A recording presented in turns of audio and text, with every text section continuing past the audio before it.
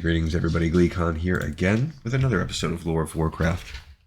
So I thought it would be good at this time, before we kind of moved into another little set, we move into the calendar. So we finished all the stuff that's year 8, even though that's the same year of Beyond the Dark Portal, it was the stuff that was kind of in the immediate aftermath.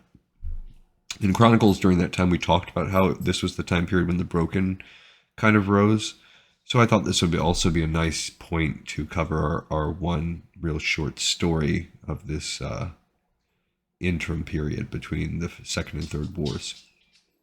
So stay a while and listen to this short story. It is called Unbroken by Mickey Nielsen. Don't know that we've read anything by him yet. And again, this is available for free on the World of Warcraft website. They have tons of good content, short stories and stuff available. There's some lore stuff on there too.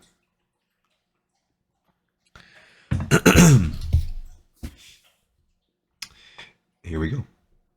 Everything that is alive. The words had become a mantra in his mind, a constant reinforcement of his newfound understanding. More importantly, they were an epiphany, the key to unlocking a whole new universe of knowledge. And the epiphany was why he was here. Nobundo took comfort in the words as he slowly negotiated Zangarmarsh's forest of colossal mushrooms, their spores glowing green and red in the early morning mist. He traversed the creaky wooden bridges that stretched over the shallow marshland waters. In just a few moments he found himself at his destination, gazing up at the radiant underbelly of a mushroom that dwarfed all others. There atop its cap, the draenei settlement of Telrador awaited him. He progressed with trepidation, leaning heavily on his walking stick and cursing the pain in his joints as he stepped onto the platform that would carry him to the top. He was worried, for he was still unsure how the others would react. There had been a time when his kind had not even been allowed to enter the settlements of the unaffected.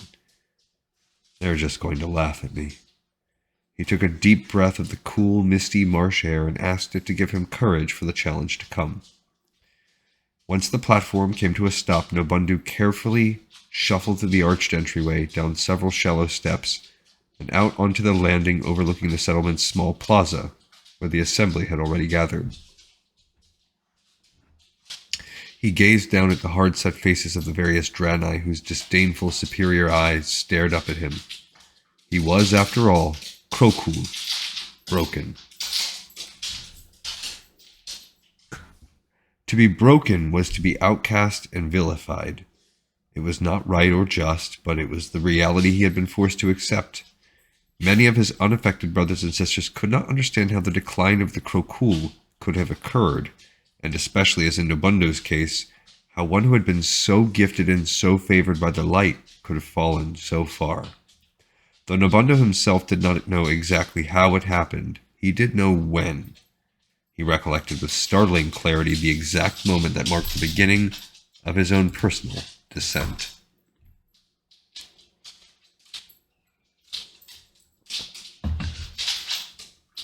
My dog's clicking around chasing his tail.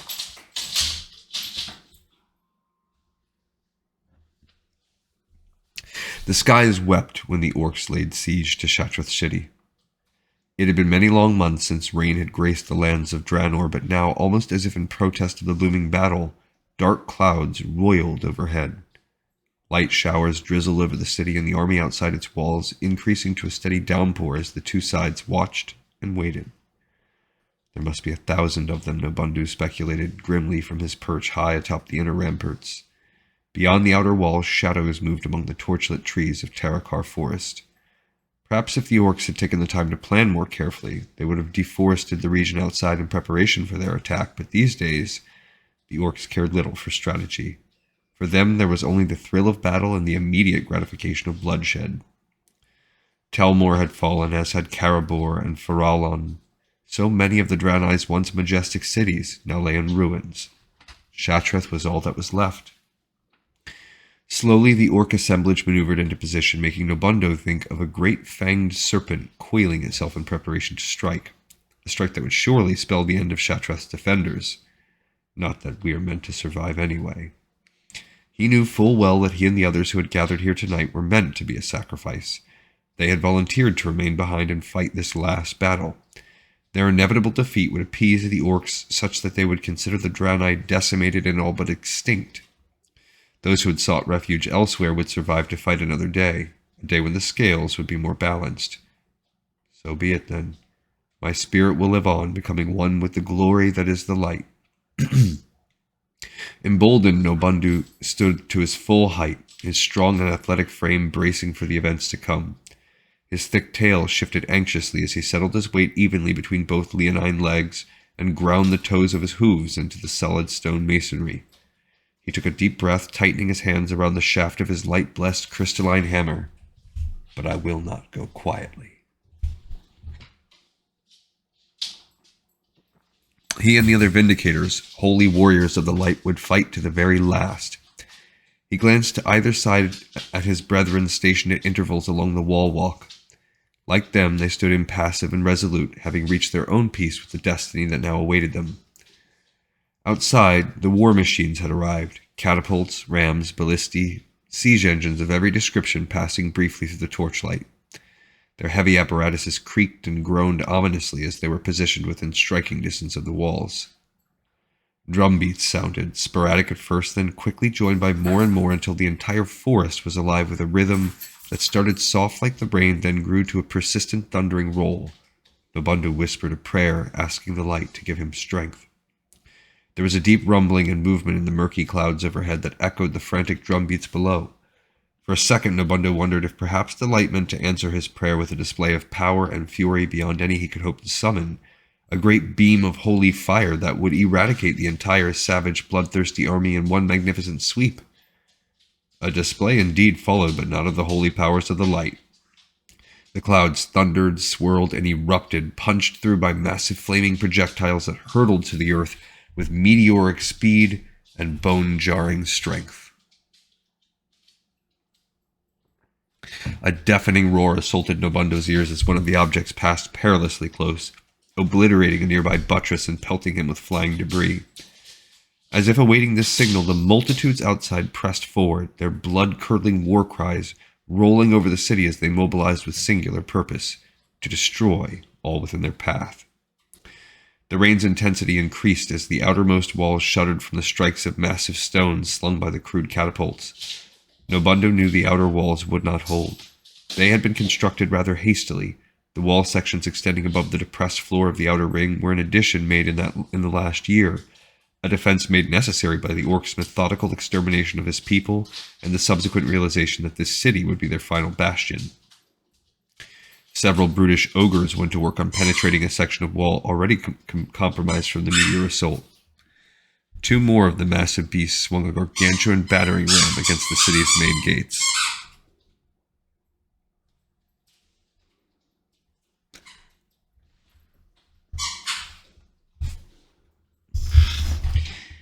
Nobundu's brethren cast several attacks against the enemy, but wherever the draenei struck one attacker down, two more would take his place. The damaged wall section had begun to crumble completely. A flood of crazed orcs clamored on the opposite side, climbing over top one another in a frenzy of bloodlust. The time had come. Nobundu raised his hammer to the sky, closed his eyes, and cleared his mind of the overwhelming cacophony of battle. His mind called out, and his body felt the familiar warmth of the light wash over him. The hammer glowed. He focused his intentions and directed the blessed, purging holy powers into the ogres below. There was a blinding flash that briefly illuminated the entire battle scene, accompanied by a startled bellowing from the front line of orcs as the holy light seared through them, stunning them into silence and halting them long enough for several draenei warriors to focus on bringing down one of the giant ogres.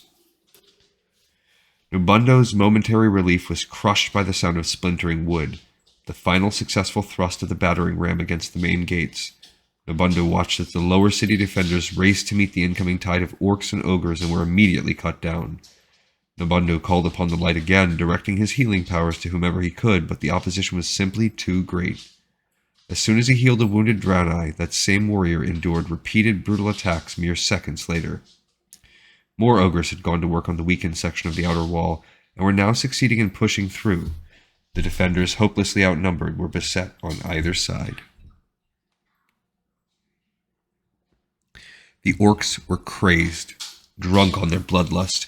As the outer ring filled with their number, Nobundo could see their eyes. They glowed, burned with a crimson fury that was at once mesmerizing and terrifying. Nobundo and the other Vindicators switched tactics from healing to purging. Once again, the city was bathed in brilliant radiance as scores of orcs were struck by the light, the crimson glow dimming from their eyes momentarily as they slumped forward to be dispatched by the remaining draenei warriors. Krakum! The wall shook, and Nobundo's hooves slid on the rain-slicked stone. He steadied himself and looked down to see one of the ogres pummeling away at the base of the buttress to his left with a tree-trunk-sized club. He raised his hammer to the sky and closed his eyes, but his concentration was quickly broken by another sound. Crakaboom! Not the ogre this time, but an explosion that originated from somewhere below but out of sight, knocking Nobundo off balance. He rolled to his side and glanced over the edge to see a fine red mist billowing out into Lower City. The few defenders who were left immediately began choking and retching. They doubled over, many of them dropping their weapons. The barbaric orcs made quick work of the sickened warriors, reveling in the carnage. When the slaughter was finished, they glared upward, rabid in their desire to tear the defenders on the wall limb from limb. Several orcs climbed on the backs of the ogres, attempting to scale the sheer surface by hand. Their aggression and unbridled ferocity were staggering.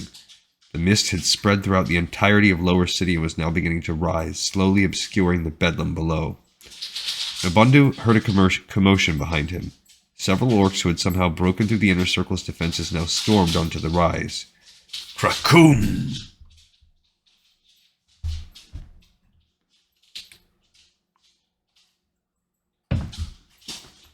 The wall shuddered again, and Nobundo cursed the ogre below, who had undoubtedly returned to pummeling the buttress.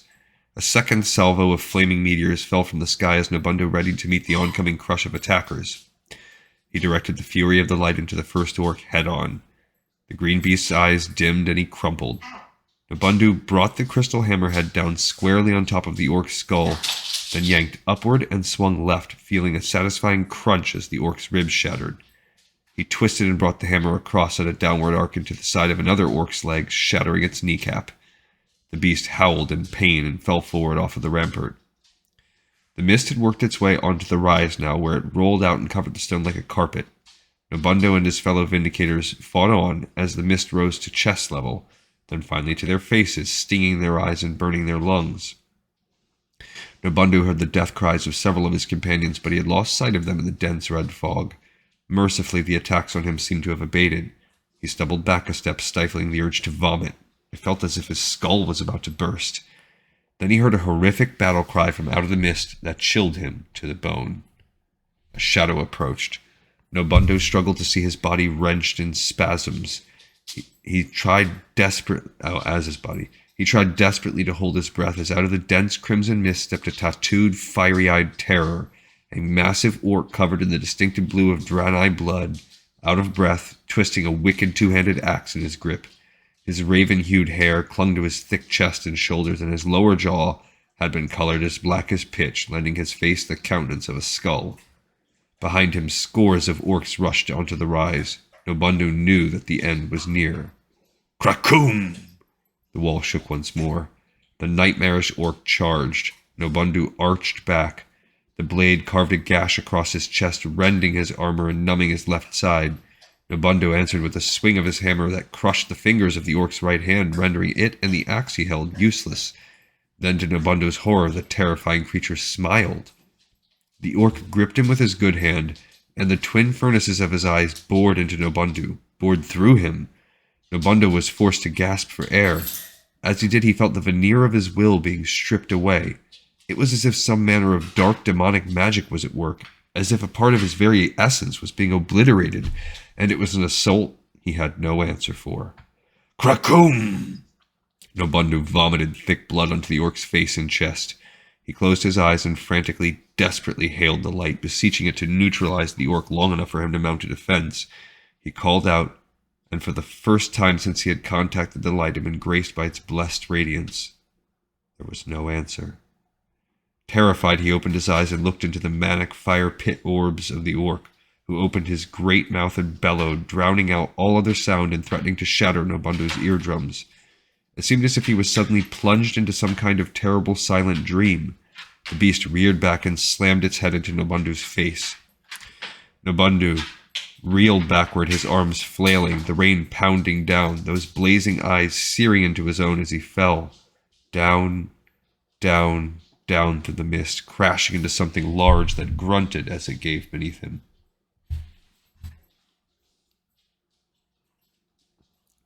Still trapped in the silent nightmare, Nobundu saw the orc disappear from the edge of the wall. Nearby, the ruined buttress gave way and a massive section of the upper ramparts fell, blocking out the rain and the sky and trapping Nobundu in a world of quiet darkness. As he lay there, he thought about the ones who had gone into hiding, those he prayed would escape slaughter, those he loved and respected, those for whom he had given his life. Somehow he still clung to life. Nobundu emerged from the black pit of unconsciousness only to find himself trapped in a choking, sightless confinement. His breath came in ragged, shuddering gasps, yet he still lived. He had no idea how much time had passed since the wall fell. He reached out with his mind. Surely in the tumult of battle he had simply failed to concentrate hard enough to reach the light, but now he could make contact. Now surely he could. Nothing. There was no response. Nobundu had never felt so helplessly lost and utterly alone. If the light was out of reach and he died here, what would become of his spirit? Would the light not receive him? Would his essence be condemned to an eternity of drifting through the void? He had lived his life honorably, yet could this be some kind of punishment? Even as his mind reached for answers, his hand reached out and immediately brushed against cold stone. He slowly became aware that he was lying in a very awkward position, that some softer but still formidable mass was packed tightly next to him, and that his left leg was most certainly broken. He rolled to his right and took in a deep breath, trying to ignore the pain in his ribs and leg. Without recourse to the light, he could not heal himself, and so he would just have to live with the pain for now. At least the feeling had returned to his left side, and he could hear the muffled noises caused by his movements, so his hearing had returned as well. The fact that he was breathing meant that air was reaching him from somewhere. As his eyes continued to adjust, he spotted a pinhole, not of light, but simply a lighter shade of darkness than that which surrounded him. He reached out farther, and his hand landed on a familiar cylindrical object, the shaft of his hammer. With what little strength he possessed, Nobundu gripped the handle just under the head, lifted and thrust in the direction of the pinhole. Chunks of masonry gave way, vaguely revealing a cramped passage created by the massive stone blocks and the angles at which they had fallen. His ears were immediately greeted with the sound of muted screams, wails of pure terror issuing from some distance away. He used the hammer to pull his upper torso through the hole he created and into the tight space. As he did, he heard a deep moaning sound from the depths of the rubble behind him. With a burst of strength, he pulled himself the rest of the way into the passage, stifling the urge to cry out as his broken leg raked across the jagged stone threshold and sent lances of pain throughout his body. The labored moans continued.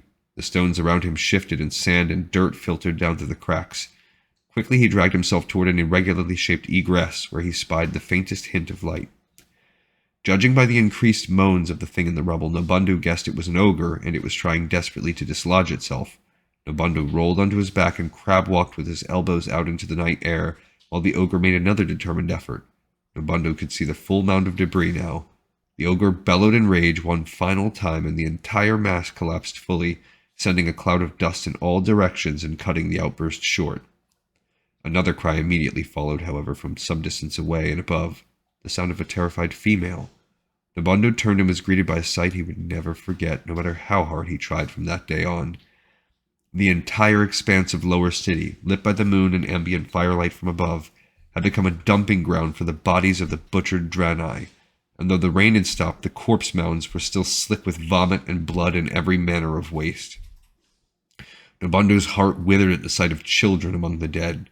Despite their youth, many of them had bravely volunteered to stay with their parents, who knew all too well that the orcs would be suspicious of a draenei city where no children dwelled and would hunt the last of their kind to extinction.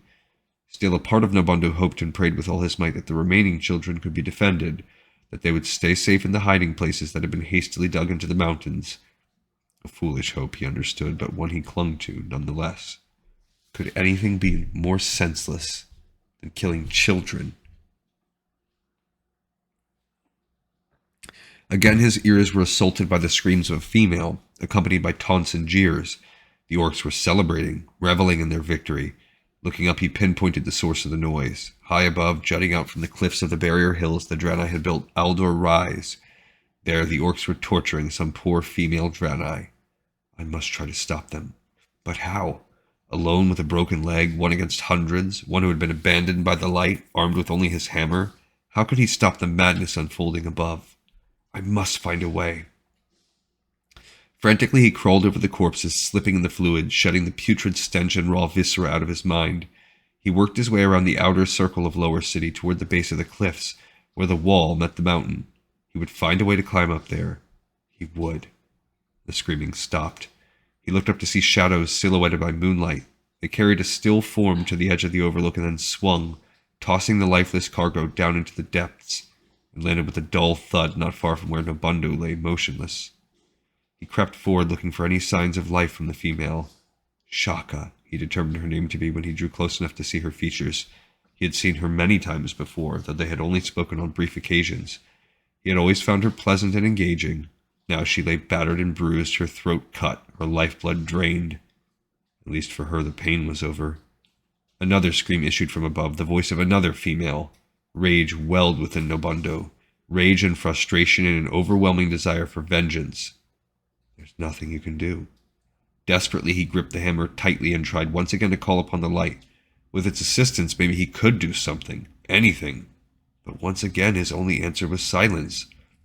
Something within urged him to get out as quickly as he could, to seek out the others in hiding, to live, to one day fulfill some greater purpose. That is cowardice. I must find a way. I must.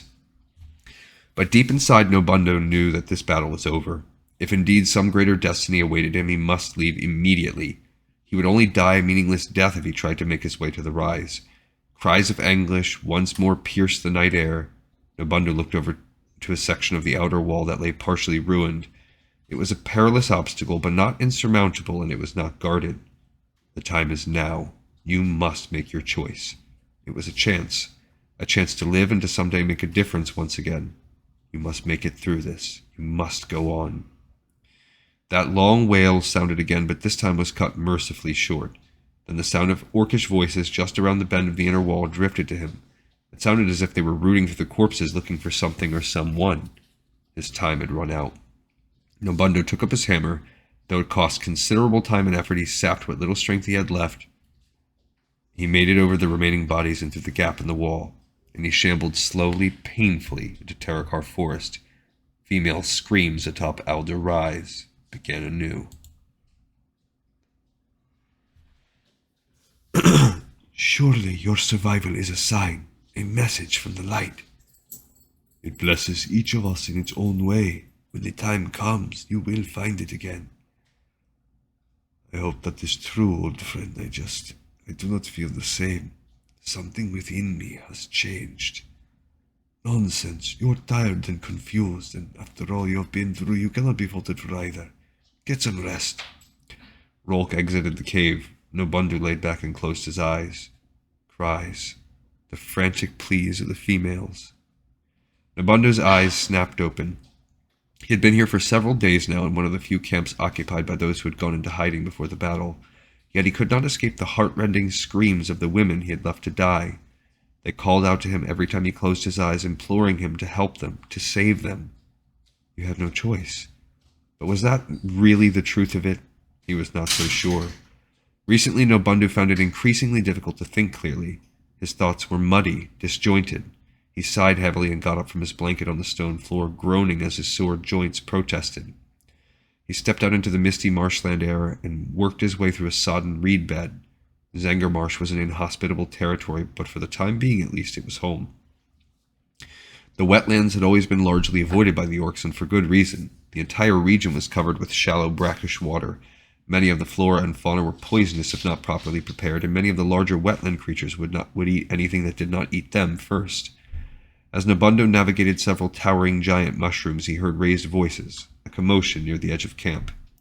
He hurried to see what was happening. 3 battered draenei, 2 male and 1 female, were being assisted by camp members past the perimeter guards. Another, unconscious, was carried behind them. Nobundo shot a questioning glance to one of the guards who responded to the unspoken inquiry. Survivors from Shatrath. Galvanized, Nobundo followed the party back to the caves where the survivors were carefully laid down on blankets. Rolk laid his hands on the unconscious one first, but was unable to awaken him. The female, seemingly in a daze, was muttering, "Where are we? What has happened? I do not feel. Something is..." Rolk came and shushed her. "Just relax. You're among friends now. Everything is going to be fine." Nobundo wondered, would everything be fine? Orcish hunting parties had already discovered one camp and wiped it out, and these four, how had they survived? What horrors had the female witnessed? What had driven the unconscious one to his catatonic state? Even more, the way they looked and behaved, Nobundo wondered if their injuries went beyond the physical. They appeared drained, dispirited. They looked the way he felt. Several days later, the survivors had recovered sufficiently for Nobundo to feel comfortable asking them about Shatrath. The female Corin spoke first. Her voice broke as she recounted the experience. "We were lucky. We stayed deep in the mountain, in one of the few hiding places that remained undiscovered, at least for the most part." Nobundo looked puzzled. "At one point a band of the green-skinned monsters found us. The battle that followed was... I have never seen such things. 4 of the men who had volunteered to defend our group were slaughtered, but they killed many of the orcs as well. Finally, only Herak and Estes were left. They killed the brutal creatures that remained. They were savage beasts, and those eyes, those terrible eyes." Corin shuddered at the memory. Estes spoke. "There was an explosion. Moments later, a putrid gas filtered into our hiding place, choking us, causing a sickness such as none of us had ever felt before." Nobundo thought of the unnatural red mist and quickly forced the memory away. Harak broke in. "It felt as if we were dying. Most of us blacked out. When we awoke, it was morning. The upper levels were deserted. We made our way into the barrier hills and from there journeyed into Nagrand, where we were found many days later." "How many of you were there?" Harak answered. 20, maybe more, mostly women, some children. Others trickled in days later, like the one who lies unconscious in the cave. Akama, they said his name is.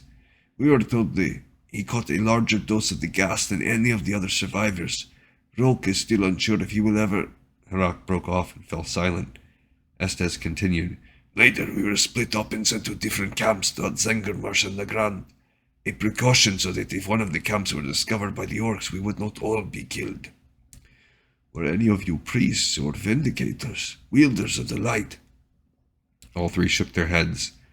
"I cannot speak for Arkama, but Estes and I were simple craftsmen, unaccustomed to wielding a weapon of any kind. That was why we were assigned to the caves, to be a last line of defense." Corin asked Nobundo, "When you escaped, did any others make it with you? Were there more survivors? We heard the orcs in the lower levels, but we did not want to risk discovery, so we fled." Nobundo thought of the piled bodies in Lower City, heard the pleas from Aldo rise, tried to force the tortured screams from his mind. "No," he answered, "there were no more that I know of." Seasons passed. Velen, their prophet leader, had visited them 2 days ago. Or was it 4? Lately, Nobundo found it harder to remember some things. Velen had come from one of the neighboring camps. His exact location remained a closely guarded secret, in case one of their number was taken alive and tortured. The draenei could not give up information they did not possess. At any rate, Velen had spoken to them about their future, about how they would have to lie low for quite a long time, possibly years, to watch and wait, and see how events concerning the orcs would play out. According to Velen, the Greenskins had begun construction on something that seemed to be monopolizing their time and resources. The project had apparently diverted their attention from hunting down the surviving draenei, at least for the time being. What the orcs were building, not far from their base citadel in the Scorched Lands, appeared to be some kind of gateway. Velen seemed to know a great deal more that he did not say, but he was, after all, a prophet, a seer. Nobundo thought the noble sage must know many things, things he and others were simply not wise enough to understand. Nobundo watched now as Corin waded into the water with her fishing spear. Something about her appeared different.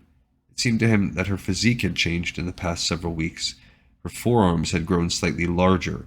Her face looked drawn, and her posture had deteriorated. As improbable as it sounded, her tail seemed to have actually shrunk. Harak and Estes approached, and Nabundu could have sworn he saw similar transformations in them. He looked down at his own forearms. Was it his imagination, or did they appear swollen? He had not felt right ever since that night, but he had assumed he would recover in time. Now he was becoming increasingly worried. Corin approached. I am finished for today.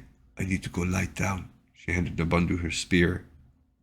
Are you okay? He asked. Corin attempted a smile that lacked conviction. Just tired, she replied. Nabundu sat atop the mountains overlooking Zangarmarsh, eyes closed. He felt tired to his very bones. He had come here to be alone. He had not seen Corin in several days. She and the other two had holed up in one of the caves, and when he inquired as to their condition, his inquiries were answered with unknowing shrugs. As for the one called Akama, he was still unresponsive, barely hanging on despite Rolk's continued efforts. Something was drastically wrong. Nabundu knew it. He had seen the changes in himself and in the other survivors, Akama included. The rest of the camp knew it as well. They seemed to speak to him less and less, even Rolk. And just the other day, when Nabundu had returned to camp with a few small fish, he was told that they had plenty, that he should eat the fish himself, as if whatever malady was plaguing him and the others could be spread by touching the same food he had handled. Nabundu was disgusted. Had his service meant nothing? He had taken to spending long hours here among the hilltops, quietly contemplating, forcing his mind to focus, trying desperately to achieve what still remained unattainable, access to the light.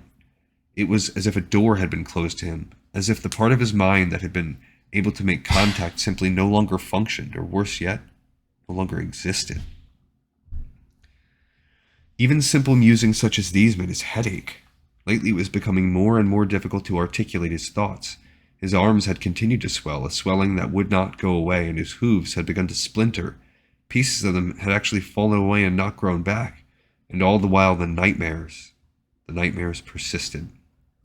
At least the patrolling Orcish war parties had grown less frequent.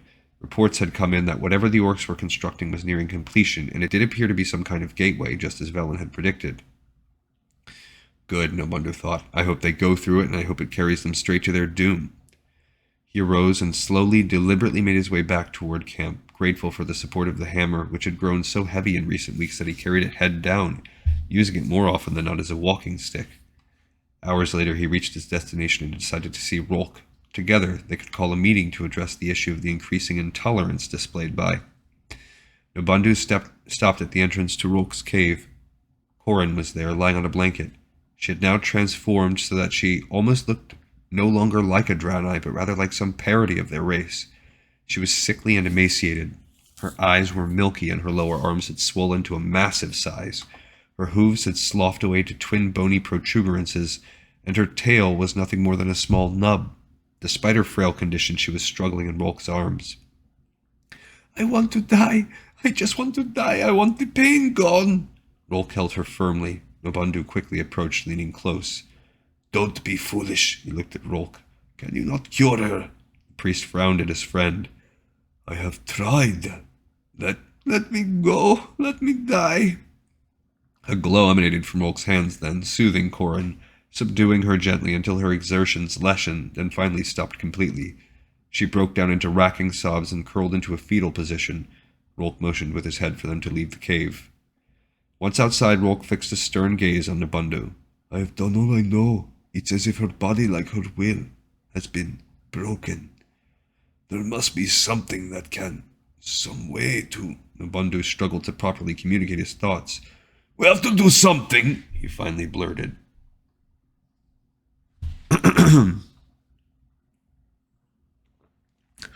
Rolk was silent for a moment. I worry for them, for you. We have received reports that Shatrath survivors in the other camps are undergoing similar changes. Whatever this is, it is not responding to any kind of treatment, and it is not going away. Our people are afraid that if measures are not taken, we will all be lost. What are you saying? What has happened? Rolk sighed. Just talk for now. I've tried to be the voice of reason, but even I cannot defend you and the others for very long. And truth be told, I'm not sure that I should. Nabundu felt bitter disappointment in his friend, in the one person he thought he could trust, who was now succumbing to the same narrow-minded paranoia as the others. At a loss for words, Nabundu turned and walked away. Corin's condition worsened. The decision that Nobundo dreaded, that Rolk had spoken of, was finally rendered a few days later. Nobundo, Corin, Estes, and Harak were gathered before the camp members. Some wore grim expressions, some appeared sad, others were unreadable. Rolk, for his part, simply appeared conflicted but resolved, like a hunter who prefers not to kill but knows he must eat and is preparing to deal his prey a mortal blow. As it turned out, it was Rolk the camp had chosen as their spokesperson. "This is not easy for me, for any of us," he indicated the stoic assembly behind him. "But we have spoken with representatives from the other camps, and together we have come to a decision. We believe it would be in the best interest of everyone involved if those of you who have been afflicted commune together, but separate from those of us who remain in good health." Corin, looking particularly forlorn, spoke in a harsh rasp. "We are being banished!" Before Rolk could demur, Nobundo broke in. "That is exactly what this is. They cannot solve our problems, so they hope to ignore us. They just want us to go away." "We cannot help you," Rolk blurted. "We have no idea whether or not your condition is contagious, and your decreased physical abilities, your diminished mental faculties are a liability that we cannot afford. There are not enough of us left to take chances." "What of the other, Akama?" Corin asked. "You will stay here in my care until he awakens," Rolk responded, and then added, "if he awakens." "How kind of you," Nobundo muttered, his words laced with sarcasm. Rolk strode forward to stand defiantly before Nobundo. Despite his failing health, Nobundo straightened and looked Rolk squarely in the eyes. Rolk said, "You have said that you wonder if perhaps the light is punishing you with its silence for your failure at Shatrath. I gave everything at Shatrath. I was prepared to die so that you, all of you, could live." "Yes, but you did not die." "What are you saying I deserted?" "I think that if the light has abandoned you, it has done so with reason. Who are we to question the ways of the light?" Rolk looked back at the others for support. Some of them looked away, but many did not. "Whatever the case, I think it is time you accepted your new place in the order of things. I think it is time you took the welfare of others into account." Rolk reached down and snatched the hammer from Nobundo's hand. "And I think it is time you stopped trying to be something you are not." "It was a mistake to come here.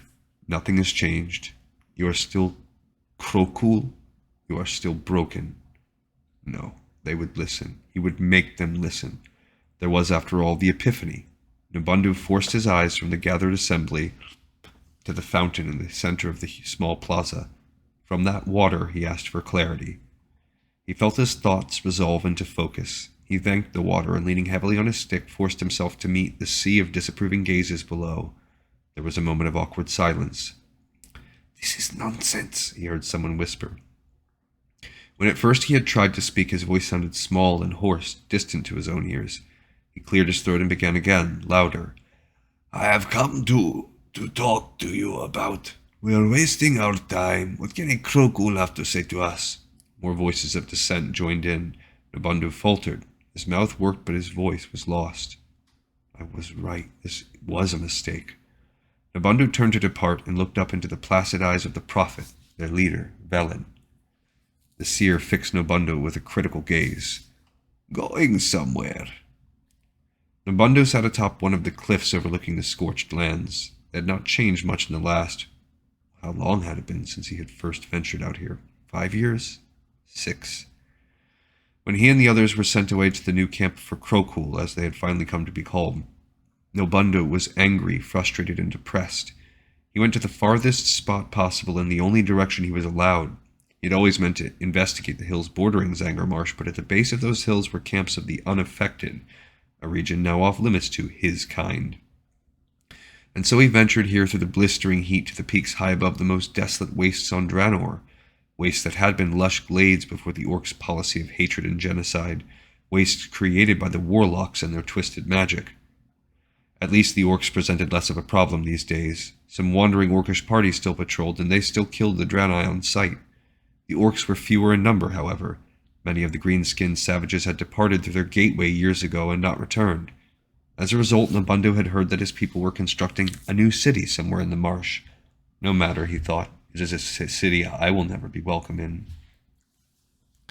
The changes in Nobundo and the others continued. Appendages appeared where before there were none. Spots and warts and strange growths spread across their bodies. Their hooves, one of the draenei's most distinctive features, were entirely gone, replaced by things that now resembled misshapen feet. Nor was such change limited to the purely physical. Their brains struggled more and more to maintain higher functions, and some became lost completely, turning into vacant shells that meandered aimlessly, conversing with audiences that existed only in their minds. Some of those lost ones would simply wake up one day and wander off, never to return. One of the first to do so was Estes. Now Corin was left with only one of her companions with whom she had shared that dark time at Shatrath.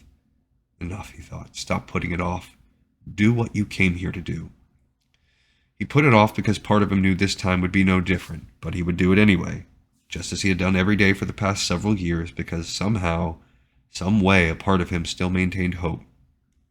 He closed his eyes, forced all extraneous thought from his mind, and reached out for the light. Please, just this once. Let me bask again in your radiant glory. Nothing. Try harder. He focused with every ounce of concentration he had left in him. Nobundo. He nearly jumped out of his skin, his eyes snapping open as he put out a hand to steady himself. He looked around up at the sky. I found you. He turned to see Corin and let out a deep breath, shaking his head. You should have known better than to think the light would favor you again. She came and sat down next to him, looking worn and weathered and somewhat confused. How are you? He asked. No worse than normal. Nobundo waited for more, but Corin simply stared out over the harsh vista. Unseen by both of them, a figure peeked out from a nearby cluster of jagged stone, watching, listening. Was there something you wanted to tell me? Corin considered for a moment. Oh yes, she said at last. New member came to camp today. Said the orcs were regrouping, getting ready for something. They're led by some new... what are they named? The ones who make the dark magic? Warlock. Yes, I think that was it. Corin stood and stepped forward, standing just a few inches from the edge of the cliff. She was silent for a long moment. Not far away, the figure behind the stones departed as silently as he had come. Corin's eyes were distant, as was her harsh voice when she spoke, as if she were not entirely present. What do you think would happen if I took a few more steps? Nobundo hesitated, unsure whether or not she was joking. I think you would fall.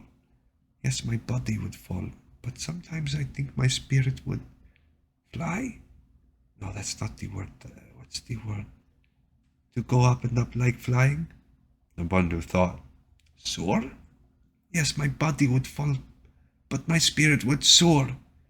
Days later, Nobundo awakened, his head aching, his stomach empty. He decided to venture out and see if any fish remained from the previous night's meal.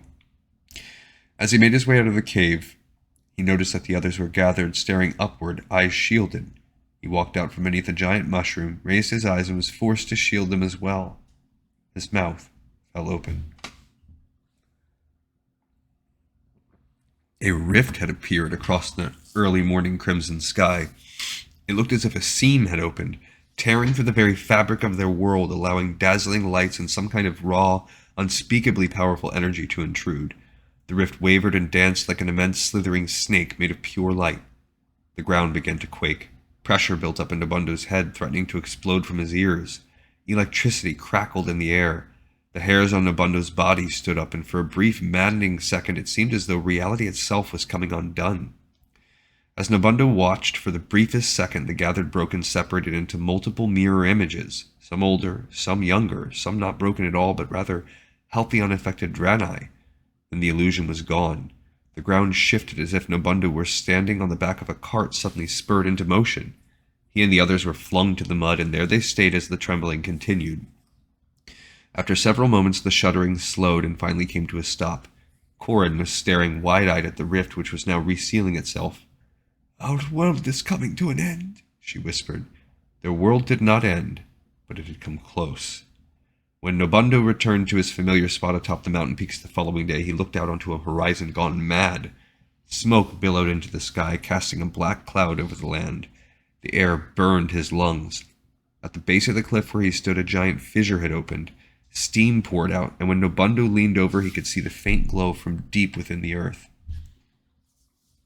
Large chunks had been ripped from the desert floor and were inexplicably floating high in the air. and portions of the sky itself looked almost like windows to something. It seemed as if Nobundo could glimpse other worlds in those windows, some distant, some seemingly nearby, but whether it was real or some trick of the catastrophe, Nobundo could not say. And everywhere a palpable silence pervaded, as if all the creatures of the land had either died or scurried off to some remote hideaway. Even so, Nobundo felt as if he was not alone. For a brief instant he thought he caught furtive movement out of the corner of his eye. He scanned his nearby surroundings, half expecting to see Korin. Nothing. Just his addled mind playing tricks. Nobundo cast his eyes once more to the nightmarish vista before him, and he wondered if the near future would bring an end to all he had come to know. But time passed, and life, such as it was, went on. Reports filtered into the camp that entire regions had been utterly destroyed, yet the world survived. Battered, twisted, tormented, the world survived. And so did the broken. They ate nuts and roots and what few fish they could find in the marshes. They boiled their water and sought shelter from storms, the likes of which they had never seen, but they survived. As the seasons wore on, animals returned. Some of them were species that had not previously existed, but the animals did return. When the broken were lucky enough to have a successful hunt, they fed on meat. They survived. Most of them, at least. Just days ago, Harak had disappeared. He had been distant and confused for many long months, and though Korin would not speak of it, both she and Nobundo knew that he had been close to joining the ranks of the Lost Ones. Harak was the last of Korin's defenders from Shattrath, and Nobundo felt for her loss. And though Nobundo would not speak of it, he wondered if he too might someday lose all control of his sanity and set out into the unknown, never to return, becoming little more than a memory, if that. He continued his daily vigil, making his pilgrimage to the remote mountaintop, somehow maintaining hope that one day, if he had served his penance and earned its grace, the light would shine on him once again. Every day he returned to camp disappointed, and every night he suffered the same terrible nightmare. Nobundo stood outside Shattrath city, pounding his fists against the closed gates while the screams of the dying shattered the night air. In his waking mind he knew that this was yet another dream, another nightmare, and he wondered absently if this one would be the same as all the others. He pounded repeatedly against the wood until his battered hands began to bleed.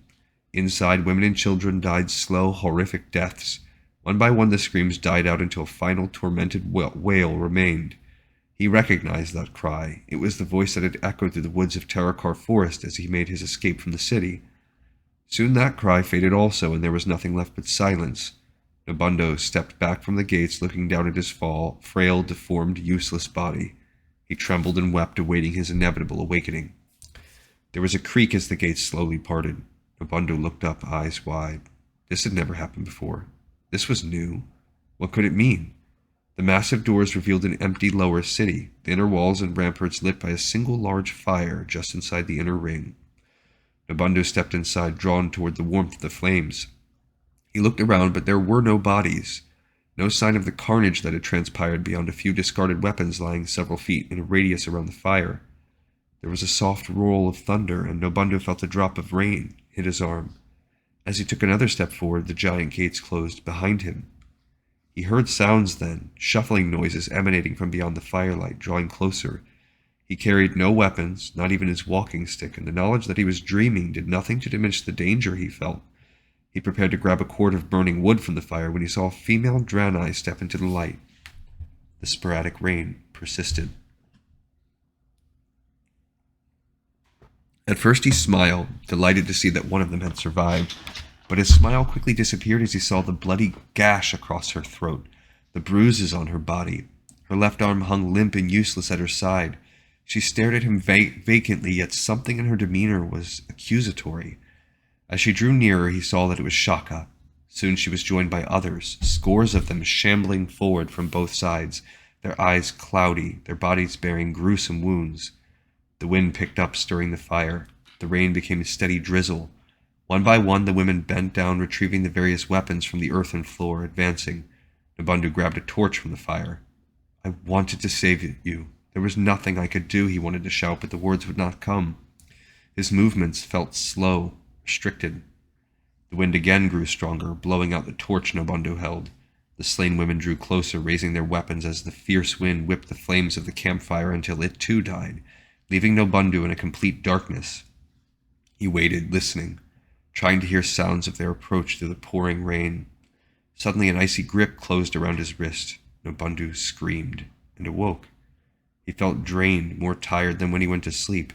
The dreams were taking their toll. He decided the morning air might do some good. Perhaps Corin was awake and they might converse. He stepped out to where some of the others were gathered for their morning meal and inquired as to Corin's whereabouts from one of the newer members. She left. Left? Where? When?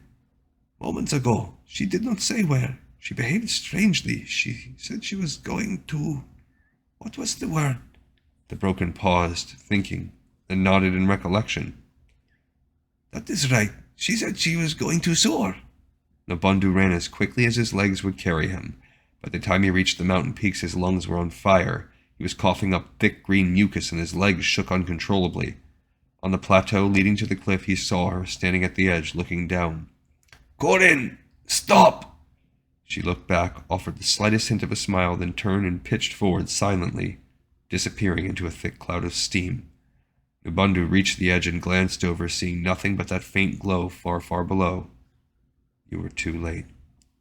He had failed once again, just as he had failed to save the women of Shattrath. Nobundu closed his eyes tight and called out to the light with his mind. Why? Why have you abandoned me? Why do you continue to torment me? Did I not serve you faithfully? Still no response, only a gentle breeze drying the tears on his cheeks. Perhaps Corin was right. Nobundu knew deep down exactly why she had done what she had. She had not wanted to become like the Lost Ones. Perhaps she had found the only way out.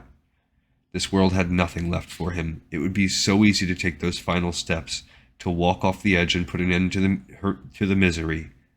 Not far away, a figure stepped out from behind the jutting rocks, preparing to call out. But even now, cast out by his own people, ignored by the light, tormented by the souls of those he had failed to save, Nobundu found that he could not give up. The breeze turned to a gush then, scattering clouds of steam and pushing so forcefully it backed Nobundu away from the edge. In its rushing, he distinctly heard a single word. Everything. Nobundu strained to hear. Surely his sanity had reached its end. Surely his mind was playing tricks on him. The figure near the rocks took cover again, maintaining its silent watch. The wind picked up once more. Everything that is. More words. What madness was this? This was not the work of the light. The light did not speak. It was warmth that pervaded the body. This was something new, something different. A final blast of wind rolled over the plateau, forcing Nobundu to take a seat. Everything that is alive. After all these years of pleading, Nobundu had finally received an answer that came not from the light, but from the wind. Nobundu had heard of orcish practices that dealt with the elements, earth, wind, fire, and water. His people had witnessed some of the powers wielded by these shaman before the orcs' murderous campaign, but such things were completely foreign to the draenei. Over the next several days, Nobundu returned to the cliff where he heard whispers carried by the wind, reassurances that he was not alone, promises and tantalizing hints that a wealth of knowledge awaited him. Sometimes the voice of the wind was calm and placating, at others it was insistent and forceful. All the while a nagging doubt still lingered in Nobundu's mind that perhaps he was going mad after all. On the 5th day, as he sat near the cliff's edge, he heard a rumbling sound like thunder, though the sky was clear. He opened his eyes and witnessed a great column of fire erupting beyond the cliff's edge, rising from the fissure below. The flames spread out, and in their flickering dance he could see shifting nebulous features. When the fire spoke, it sounded like a great and powerful storm. Go to the mountains of Nagrand. High among the peaks you will find a place where your true journey will begin. Nobundu considered this and answered, To go there I will have to pass through the camps of the unaffected, where my kind is forbidden. The fire expanded rapidly, and he could feel the heat on his face. Do not question the opportunity you are being given. The flames subsided. Walk with your head held high, for you are no longer alone. Not far away, Nobundu's long-time observer ducked back behind his concealment, and though he could not hear the elements as Nobundu could, he had seen the flames, seen their dancing features. Not surprisingly, if Nobundu could have looked into the eyes of the watcher, he would have seen absolute astonishment. Over the next 2 days, Nobundu made the arduous trek with the wind always at his back, always whispering in his ear. He learned that the orc shaman communed with the elements, but that their connection was severed when the orcs turned to practicing fell magic. He could have learned more, but many times it was difficult for Nobundo to understand, as if the communication was being filtered or dampened. At several points along the route, he thought he heard footsteps somewhere behind him. Always when he looked back, he sensed that whoever or whatever was following him had just ducked out of sight. He wondered if maybe it was the elements, or a fabrication of his mind.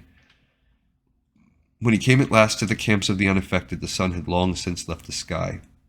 Undoubtedly the watchman had observed his approach, however, for 2 guards awaited him as he reached the camp perimeter. "What is your business here?" The larger of the 2 guards asked. "I mean only to pass through to the mountains." Some of the other camp members had emerged, eyeing Nobundo warily. "We have strict orders. No Krokul are allowed in the camps. You'll have to go elsewhere." "I do not wish to stay in your camp, only to pass through." Nobundo took a step forward. The larger guard thrust out his hand, shoving Nobundo backward. "I told you." There was a deafening clap of thunder then, and a black mass of clouds appeared where clear skies had been only seconds before, releasing a sudden deluge of rain. The wind that had gently urged Nobundo forward now gushed with fantastic strength, forcing the 2 guards backward. Most incredible of all, the wind and the stinging rain both moved around Nobundo to hammer against the 2 guards, who fell in the slick mud. Nobundo witnessed the events, eyes wide in astonishment. "So this is what it is like," he mused out loud, "to have the elements on your side." He smiled. The camp members sought shelter in the caves. The guards stared up at Nobundo in fear. For his part, Nobundo simply proceeded forward, leaning on his staff as he made his way slowly through the camp, and finally to the foothills on the other side, leaving the residents of the camp shocked, scared, and confused. The figure that had followed Nobundo stepped out from his hiding place behind one of the giant mushrooms. He dared not proceed, for he was, after all, Krokul. But the events that Akama had just witnessed planted a seed within him. Ever since he had awakened from his long sleep, he had felt nothing but despair and a needling dread of the future. But to see what this Krokul had just done, to see the elements rise to his defense, stirred a feeling in Akama that he had feared long dead. He felt hope. With that newfound hope, he had turned and slipped quietly back into the marsh. Many hours later, racked by fatigue, Nobundo scaled the upper reaches of the mountains and began seeing signs of fresh, verdant vegetation. When his pace slowed due to exhaustion, the wind pushed him on, and the very earth beneath his feet seemed to lend him strength. And though the rain continued, it seemed to land everywhere but on him, and it provided flowing streams from which Nobundo eagerly drank. As he neared the peaks, he heard competing voices in his mind, one low and persistent, followed by the familiar sound of the wind, and finally the occasional rumbling of a fire. The voices seemed chaotic, clashing in their haste to commune with him, building to a cacophony that forced him to stop. "Enough! I cannot understand all of you at once." Nobundo summoned what little strength he had left and crested a hill that opened onto a lush vista. Here was Draenei as it had once been, fertile and serene, a beautiful garden-like refuge of cascading waterfalls and vibrant life. "You must forgive them. It has been too long since they have felt the tempering influence of the shaman. They are angry, confused, still reeling from the blow dealt to them. The cataclysm," Nobundo said as he stepped farther into the tranquil setting. He knelt and drank from a pool of water and felt immediately rejuvenated. He felt his mind open up, his thoughts becoming a part of his surroundings as the surroundings in turn became a part of him. The voice that answered him was at once clear and soothing, strong and robust. "Yes, I was perhaps the least affected, but it has always been this way. It is necessity that I adapt quickly, given that I provide the very foundations of life." "Water." He felt more than heard the affirmation. "Welcome. Here in this quiet refuge the elements coexist in relative peace, and so our discourse with you will be easier, especially in the early stages of your journey, before you have learned to feel our intentions without thinking. True knowledge and understanding will take years, but if you stay the course, in time we will be yours to call upon, but never to command. Yet if you respect us, and your motives remain unselfish, we will never abandon you." "Why have you chosen me?" The cataclysm cast us all into turmoil and uncertainty. For a time we were lost. In you we sensed a kindred spirit, confused, neglected. It took time for us to recover sufficiently to reach out once again, but when we did, we hoped you would be receptive. To Nabundo it seemed almost too good to be true, but what of the light? Was he forsaking it if he chose this new path? Was he turning his back on it? Was this a test? The risk would be worthwhile if I'd be able to use these abilities to help my people. Yes, the relationship between the elements and the shaman is one of synchronicity. The shaman's influence helps to calm and unite us just as our influence enriches and fulfills the shaman. When you have completed your training, you will be able to call upon the elements in times of need. If the elements deem your cause just, we will assist you in any way possible. True understanding, as Water promised, took years. In time, however, Nabundo gained an understanding of the life energies around him.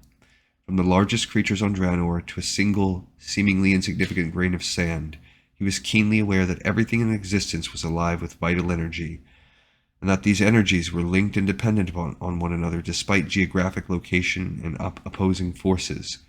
What was more, he could feel these energies as if they were a part of him, which, as he now understood, they were.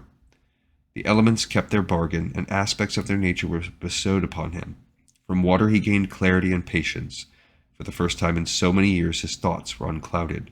From fire he gained passion, a renewed appreciation for life and the desire to overcome any obstacle. From earth he gained resolve, a steel will, and unshakable determination. From wind he learned courage and persistence, how to dig deep within and press on in the face of adversity. Still there was a key lesson that eluded him. He felt it, sensed that the elements were holding something back, something that he was simply not yet ready to understand. And there were still the nightmares. They had eased somewhat, but night after night Nabundo still found himself pounding on the gates of Shatrath while the screams of the dying rang in his ears. And now, when he went beyond the gates and stood by the fire, when the reproachful dead appeared, they were accompanied by Corin. He felt the soothing tone of water. "We sense that you are still conflicted." "Yes," he answered, "I am haunted by the spirits of those who passed at Shatrath. Can the elements assist in this?" "The conflict rests not with the spirits of the departed, but within you. It is a conflict you alone must resolve." "Will this inner struggle prevent me from realizing my true potential as a shaman?" A sense of mirth radiated from the pools around him. "Of all the elements, water was the most light-hearted. Your conflict is reflected in the sky above, in the ground beneath you, in me, and especially in fire. It is a reflection of nature's eternal struggle to achieve and maintain balance." Nabundo thought for a moment.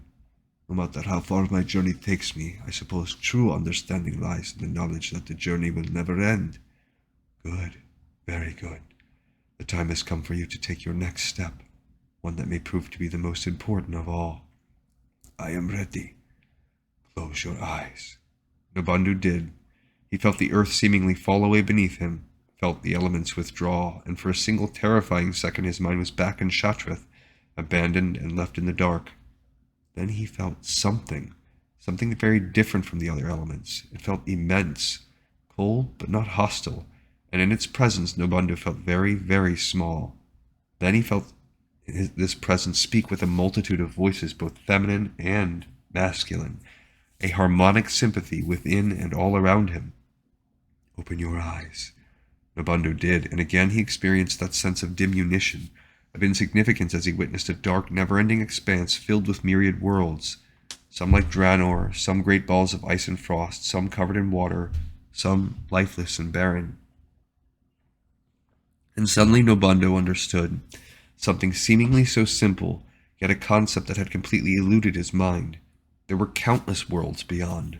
This much he had known, as his people had traveled to many worlds before settling on Draenor, but what Nabundo had failed to comprehend was that the power of the elements stretched far beyond as well. Each world had its own elements, its own powers to call upon. And there was more. Out here in the void was another element, one that seemed to bind the worlds together, one composed of unspeakable energy. If he could call upon this one, but he knew immediately that he was far too inexperienced at this stage of his journey to commune with this mysterious new element. This was just a glimpse, a gift of understanding, an epiphany. Belen appraised Nabundo with his crystal blue eyes. Nabundo protested. "They will not listen to me. I do not think this was a good idea." Belen's lip curved upward on one side. He wore that same expression that made Nobundo feel as if the prophet were aware of so many things beyond Nobundo's understanding. After all you have been through, all you have overcome, are you really willing to give up now? I cannot get them to see me as anything more than Krokul, despite that which I may have to teach. Perhaps the true problem does not lie with them. That is what the elements said, Nobundo thought. As a result of their previous conversations, Nobundo had learned not to try and guess at what the prophet was thinking, so he stayed silent and waited. Velen continued. I hear the screams in your mind, the weaving of Shatreth. I am aware of your heart's burden. You have questioned whether or not your departure was an act of cowardice. Nobundo nodded, suddenly overcome with emotion. A part of you knew even then that it was imperative for you to survive, to embrace your greater destiny. And throughout so many trials from that day on, never once did you give up. That is why I chose you, why the elements have chosen you. Our people call you Krokul, broken, but I believe you may present us with our greatest hope. Velen extended a gentle hand to Nobundo's shoulder. Let them go. Let the screams be silenced. It was true. He was not a coward. Part of him had known, but in all that had happened since then, that part of him had gotten hopelessly lost. Nobundo let out a deep sigh, and somehow he knew right then that when he lay down to sleep that evening, the nightmare would not be waiting for him. He felt a sense of joy from the elements as if they were proud. Velen smiled. Now for the good of all of us, go and embrace your destiny. Nobundo returned to the landing. The gathered draenei were conversing among themselves, paying no heed to the frail figure above. He raised his staff. Clouds gathered from a clear blue sky, casting a dark shadow onto the settlement. The draenei stopped their conversations. Nobundo called out, his voice carrying across the march. Watch and listen! A deluge of rain poured down. Lightning danced between the lamps surrounding the plaza, shattering the glass. The gathered draenei stared in awe. You have come here to learn, to one day wield these powers, the powers of the shaman. But shamanism is an orcish practice, one of the audience called out. Others joined in concurrence. Yes, a practice they abandoned in favor of communing with demons. Now we will journey the shaman's path, a path that will lead us to a future where no one will kill our women. Nobundo paused, keeping his voice steady. Or our children, where Krokul and Unaffected will work together to realize a dream that has long been forgotten by our people. True freedom. The members of the assembly looked at one another, seeking approval from one another, measuring any continued resistance. Finally, they all seemed to come to the same conclusion. They would listen. Your journey begins with these simple words. Nobundo smiled. The clouds above swirled. Lightning arced. Rain poured. Everything that is alive.